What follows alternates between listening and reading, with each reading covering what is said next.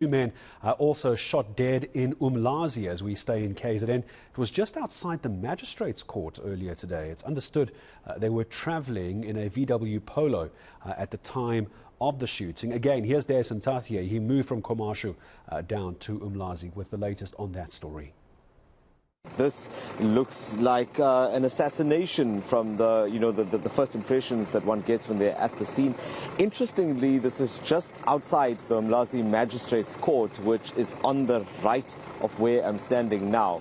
And there are a number of people that have also gathered around here just outside the court. It's obviously attracted a lot of attention, this being in the middle of one of the busiest roads in the Umlazi area. Anyone who has traveled in this area knows that, especially during that part of the morning at the time that a shooting like this took place, the Mangosuthu highway is normally very, very busy. There's lots of traffic that is flowing here, and it's really, it's really just a busy area in which is the access point for people coming in and out of Umlazi. At the time of the incident, paramedics were also called out. Gareth Jameson from ALS Paramedics was one of them. He joins me now just to give me an update on what transpired.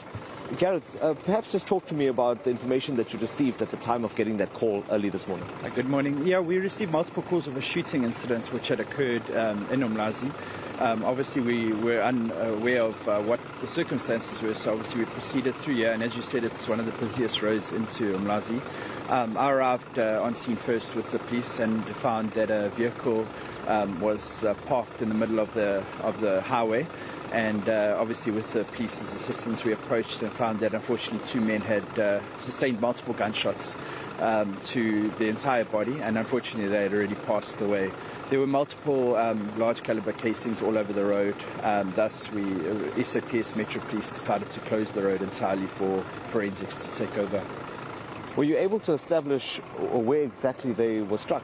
They were struck multiple gunshots to the entire body, so they obviously at that time of the incident, we just make sure that if we can assist them or save them. If not, then obviously we wait for necessary forensics and that to do the investigations. However, they did sustain multiple gunshots to the upper bodies that I saw.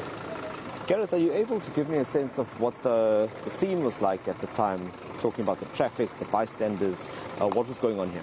So initially, as you can imagine, there was a lot of bystanders around. There was one lady that was crying inconsolably when I arrived on scene. So I presume she knew one of the victims or the victims.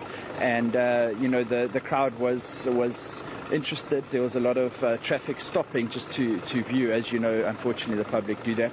And so the call was then made to block off on both ends. But for now, at least, this remains an active scene and has been closed off to traffic.